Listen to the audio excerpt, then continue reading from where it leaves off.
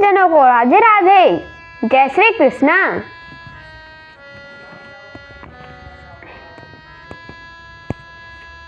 संक्षिप्त गरुड़ पुराण अध्याय 156 अर्ष बवासीर निदान।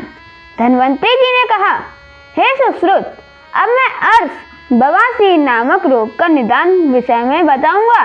प्राणियों के मांस में जो कील का सदा उत्पन्न होते हैं वे कीलक गुदा के द्वारा अवरोध करते हैं, इसलिए उन्हें अर्ष कहा जाता है। वात पित्त तथा कफजन्य दोष शरीर में स्थित त्वक, मांस और मेदा को दूषित करके अपान वायु के मार्ग में अनेक आकृति वाले मांसाकुरों को जन्म देता है। उन अंकुरों का अर्ष माना गया है। जो अर्ष शरीर के साथ ही उत्पन्न होते हैं उसे सहज, और जो जन्म लेने के बाद उत्पन्न होता है उसे जन्मांतरोत्थान कहते हैं। इस दृष्टि से अर्ष के दो भेद हुए।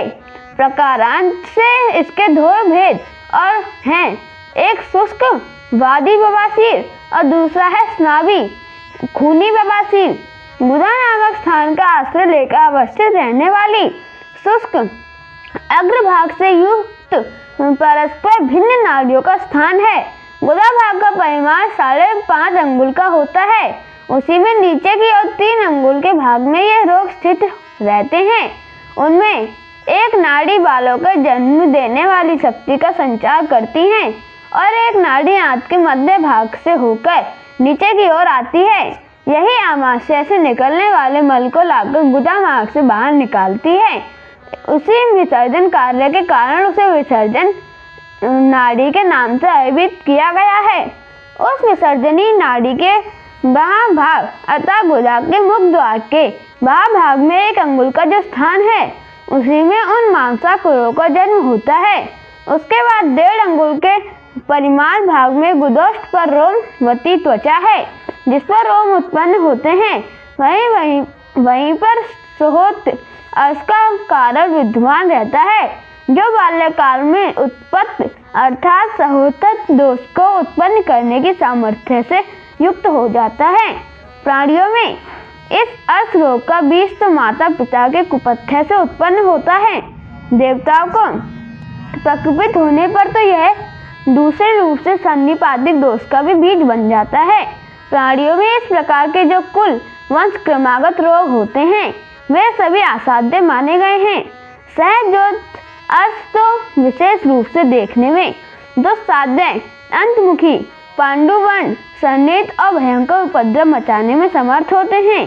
शरीर के वात पित्त तथा सन्निपात दोष के अनुसार इनको वातिक, पैतृक, श्लेष्मिक, संसर्गज, त्रिदोषज तथा रक्त रूप में नियोजित किया जा सकता है।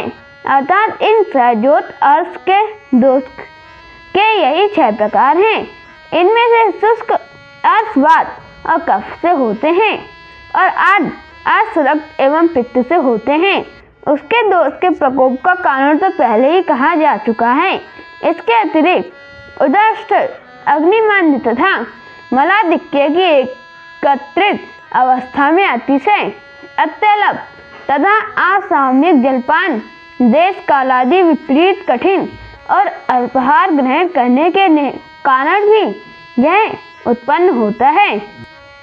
वस्ती, नेत्र, गले और ओष्ठ आदि भागों में घट्ट रगड़, घेठा, अधिक शीतल जल के संसर्ग तथा बैठकर लगाम आदि से साधे जाने वाले वाहन अश्वादि की सवारी करने से भी इस रोग की उत्पत्ति होती है। यह रोग अर्थात मलमूत्र आदि वेग को धारण करने और निकालने से भी हो सकता है। ज्वर, गुण, अतिसार, ग्रहणी रोग, शोथ तथा पांडु रोग के प्रभाव एवं 2 बदले कारक आहार के सेवन से अन्य उपद्रव और विषम चेष्टाओं को भी जन्म होता है। स्त्रियों में अपक्त, गर्भपात, गर्भ वृद्धि तथा तजन्य पीड़ा के कारण इस उपद्रव की उत्पत्ति होती है। इन्हीं सब कारणों से अपान वायु मल स्थान के भाग में कुपित हो जाता है। तदंतर वह गुदा भाग का शुद्ध कार्य करने वाली बलियों में अपना कुप्रभाव छोड़ता हुआ अर्ष के उन कीलों के रूप में जन्म लेता है। और इस रोग का पूर्व लक्षण अग्निमंद, विष्ठम, पैरों में पीड़ा, पिंडुली का कष्ट, भ्रम, शरीर में शिथिलता, नेत्र, शोथ, मलभेद तथा मलग्रह है। इस रोग में शरीर के अग्रभाग से निश्चेत वायु नाभि भाव से नीचे की ओर संचरण करता हुआ पीड़ित कर रक्त संचरित होकर बड़ी कठिनाई से बाहर निकलता है। इस रोग में आंत भाग से अवयुक्त गुड़ गुड़ शब्द होता है। छाछ सहित उद्गार, अतिशय मूत्र, अल्पविष्टा मल, घृणा, धुमायित डकार, सिर पीठ, वक्ष स्थल में पीड़ा, आलस्य तथा धातु क्षरण का उपद्रव होता है। इसमें इंद्रियां सुख की चंचलता एवं दुख होने के कारण रोगी में क्रोध की मात्रा बढ़ जाती है। इस रोग के प्रभाव से रोगी में विष्ठा त्याग की आशंका बनी रहती है। उसके पेट में संग्रहणी, शोथ, पांडु तथा गुल्म नामक रोगों का भी उपद्रव होता है। इतना ही नहीं, अर्श रोग से होने से प्राणियों में ये रोग भली प्रकार से बढ़ते हो जाते हैं। इन अर्शकीलकों से उदर मार्ग अवरुद्ध होने के कारण अपान वायु भी क्रुद्ध होता है, जिसके फलस्वरूप वह शरीर के समस्त इंद्रियों में स्थित अन्य समानाधिक भेद वाले वायु प्रभेदों को क्षुब्ध एवं विचलित कर देता है। वह वायु मूत्र, बल, पित्त तथा कफ, रस, रक्त आदि को संक्षुब्ध करता हुआ जठराग्नि को मंद बना देता है। उससे प्राय सभी प्रकार के अर्श रोग उत्पन्न हो जाते हैं। शरीर में इन सभी अर्श भेदों का प्रकोप होने पर रोगी के शरीर में अत्यंत दुर्बलता, उत्साहहीनता, दैन्य तथा कांतिहीनता आ जाती है। वह रोगी सार रहित वृक्ष के समान सारहीन और छाया रहित हो जाता है। मांसस्थल की पीड़ा करने वाले अत्यंत कष्टसाध्य उक्त रोगों को उपद्रव हो जाने से रोगी एक दिन यक्ष्मा के रोग से भी ग्रस्त हो उठता है। उसके शरीर में कास, पिपासा, मुख विकृति, श्वास, पीनस, खेद, अंगभंग, वमन, हिचकी, शोथ, ज्वर, नपुंसकता, बधिरता, स्तब्धता तथा शर्करा एवं पथरी रोग हो जाते हैं। वह छींट कर स्वर भंग, चिंता, आतुर, अरुचि, बारंबार थूकने वाला और अनिश्चित स्वभाव को हो जाता है। उसके सभी पग तथा अस्थि भाग में पीड़ा होती है। उसका हृदय, नाभि, पायु और वक्षस्थल भाग सूल से ग्रस्त हो उठता है। उसके गुदामार्ग से चावल के धोवन के समान द्रव निकलता है, जो वर्ण में बगुले के उदर भाग के समान होता है। यह मल कभी कभी सूखा हुआ मोती के आगे भाग की कांति से संपन्न पके हुए आम के समान पीत, हरा, लाल, पांडु, हलिद्य तथा पिछिल वर्ण का होता है। वात प्रकोप के कारण रोगी के गुदा भाग में जो मांसांकुर निकलते हैं, उनके बीच भागों से अपान वायु अधिक मात्रा में निकलता है। वे सूखे हुए होते हैं, उनमें चिमचिहाहट या चुनाहट होती है। उनका वर्ण गाढ़े अंगार के समान लाल होता है। वे पीड़ा के कारण रोगी को स्तब्ध बना देते हैं। उन सभी अंकुरों में विषमता होती है और उनका स्वभाव बड़ा ही कठोर होता है। इतना ही नहीं, उनमें विशेष समानता भी प्राप्त होती है। वे वक्र और तीक्ष्ण तथा फटे हुए मुख वाले होते हैं। वातजन्य अर्श के सभी मांसांकुरों की आकृतियां बिंब, खजूर, बेल तथा कपास के फलों की भांति होते हैं। कुछ अंकुर कदम, पुष्प और कुछ सरसों के फूल के समान अभाव वाले होते हैं। इस रोग के होने पर रोगी के सिर, पास, स्कंदजंघा, उरु और वक्षस्थल भाग में अधिक पीड़ा होती है। रोगी के हिचकी, उद्गार, विष्टंभ, हृदय में पीड़ा तथा अनिच्छा का प्रकोप होता है। उसको खांसी आती है, सांस फूलती है और अग्नि मंदता बढ़ जाती है। उसके कानों में ध्वनि गुंजरित होता रहता है। उसको सदैव भ्रम बना रहता है। इस रोग में गांठदार प्रवाहिक के लक्षणों से युक्त झागदार पिछिलता बहुत सा विष्ठा थोड़ा थोड़ा सब निकलकर है। मल त्याग के समय अत्यंत वेदना शब्द होता है। रोगी की त्वचा काली पड़ जाती है। उसके मल मूत्र में अवरोध बना रहता है। उसके नेत्र मुख पर भी रोग का प्रभाव छाया रहता है। उसको गुल्म, प्लीहा, उदर, आष्टी वाले संबंधित विकारों के सहित हल्लात, दिल में धड़कन का भी रोग हो जाता है। जो पित्त प्रकोप के बाद असंबंधी अंकुर निकलते हैं, वे नील वर्ण के समान मुख वाले तथा लाल, पीली और काली आभा से युक्त होते हैं। इन मांसांकुरों के अग्रभाग से पतला रक्त स्राव होता है। इनका आकार लंबा, कोमल और आर्द्र रहता है। इनकी लंबी आकृतियां प्राय सुखजीवा, यकृत खंड तथा जौ के मुख की तरह होती हैं। इस अर्श रोग में रोगी के शरीर में दाह, सुसुक्ता, ज्वर, स्वेद, तृष्णा, मूर्छा, अरुचि एवं मोह का प्रकोप रहता है। उसको उष्ण द्रवयुक्त नील वर्ण, पीत व रक्त वर्ण का मल पड़ता है, जो प्राय आम और धातु से संश्लिष्ट रहता है। रोगी जब के समान कटी भाग वाला जो होता है, उसके शरीर की त्वचा और नख आदि की कांति हरित, पीत तथा हल्दी की सी वर्ण वाली हो जाती है। कफ जनित विकार के कारण उत्पन्न होने वाले मांसांकुर पुष्ट मूल भाग से युक्त सघन, मंद, वेदना जन्य और श्वेत वर्ण के होते हैं। इनमें स्निग्धता, स्तब्धता और भारीपन होता है। ये मांसांकुर चिकने, नीले तथा कोमल होते हैं और इनमें खुजलाहट होती है। इन्हें छूने से सुख मालूम पड़ता है। ये मांसांकुर बांस के निकले हुए अंकुर कटहल की गुठली तथा गौ के स्तनों की आकृति में पाए जाते हैं। इस अर्श से ग्रस्त प्राणी के उरु भाग से ऊपर संधिस्थान मल द्वार, वस्ती और नाभि प्रदेश में ऐसी पीड़ा होती है जैसे उस स्थान को कोई काट काट कर फेंक रहा हो।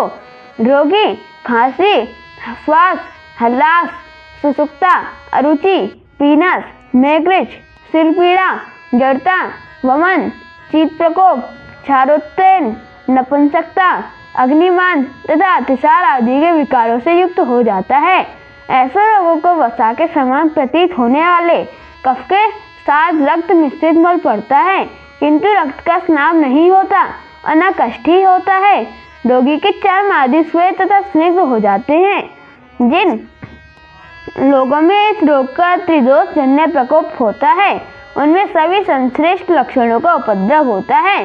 रक्त आदि के अर्श होने से मांसांकुर के लक्षण पित्तज अर्श के समान ही होते हैं। इसमें रक्त से भरे हुए वर्की, वरोहक सदृश लाल गुंजाफल और मूंगे के समान रक्त होते हैं। उन लाल अंकुरों पर जब गाढ़े मल का दबाव पड़ता है, तब वे अत्यधिक मात्रा में विकृत गाढ़े रक्त का प्रवाह करते हैं। उस मात्रा में विकृत उस समय रोगी को पीड़ा भी अधिक होती है।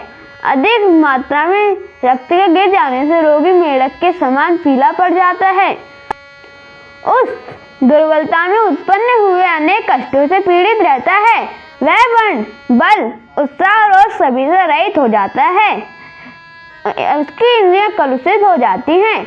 मूंग, कोदो, जंबीर, नींबू, ज्वार, करील और चना का आहार करने से उसके गुदा भाग में वायु कुपित हो उठती है और बलपूर्वक वे अधोवर्ती विष्ठा आदि के स्रोत को अवरुद्ध कर उनके मूल मूत्रादि को सुखाकर कष्टप्रद बना देती है।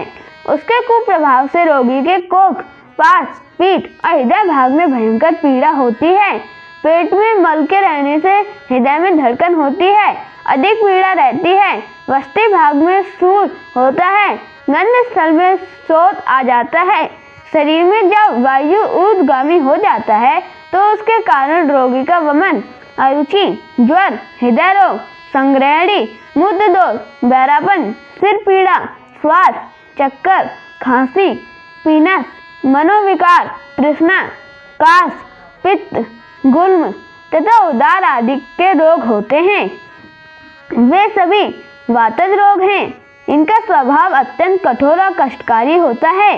वात दोष का यह प्रकोप ही दुर्नाम मृत्यु तथा उदाव्रत अर्थात वायु गोला के नाम से स्वीकार किया गया है। इस वात दोष से पीड़ित कोष्ठ भागों में यह रोग पूर्वोक्त कारणों के बिना भी उत्पन्न हो जाता है। सहज अर्श जन्म धारण के पीछे त्रिदोष से उत्पन्न हुए अर्श और भीतर वाली बलि में उत्पन्न अर्श असाध्य होता है, परंतु यदि अग्निबल और आयु शेष हो तथा सम्यक चिकित्सा हो तो असाध्य रोग भी कष्ट साध्य हो जाता है। गुदा भाग की दूसरी बलि में जो अर्शाकुरों का समूह होता है, वह गजंजत अंशाकुरों का समूह माना जाता है। उसकी तत्काल वर्ष भीतर ही चिकित्सा अपेक्षित होती है, अन्यथा यह भी कष्ट साध्य हो जाता है।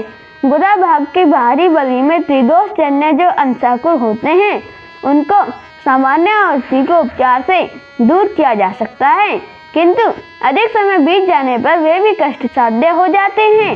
मेद आदि स्थानों में इसी प्रकार के अर्थ होते हैं। ऐसा ही नाभि दोष के कारण उत्पन्न हुए अंशाकुरों का स्वभाव माना गया है। जो अंशाकुर गंध स्थल गुदा के भीतर में होते हैं उनका रूप पिच्छल शिथिलार्ध युक्त तथा कोमल होता है। व्यान वायु कफ को अभ्यंतर भाग से निकालकर त्वचा बाह्य प्रदेश पर अर्थ के रूप में परिवर्तित कर देता है। वह कील के समान स्थिर तथा खर होता है। उसको विद्वानों को चर्म कील के नाम से स्वीकार किया गया है। वातज दोष के कारण उत्पन्न चर्म कील मस्सा अत्यंत कठोर सुई के नोक के समान तीक्ष्ण वेदना वाला और खुर दुरापन युक्त होता है।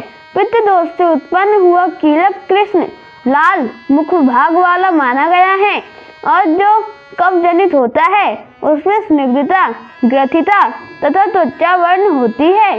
बुद्धिमान व्यक्ति को अर्श रोग होने पर यथाशीघ्र उसके उपशमन का प्रत्यंत पूर्वक प्रयास करना चाहिए, क्योंकि वे शांत नहीं होने पर शीघ्र अतिशीघ्र शरीर के वह प्रदेश तथा उदर भाग में बुद्ध गुदोदर आदि अनेक प्रकार के रोग उत्पन्न कर देता है।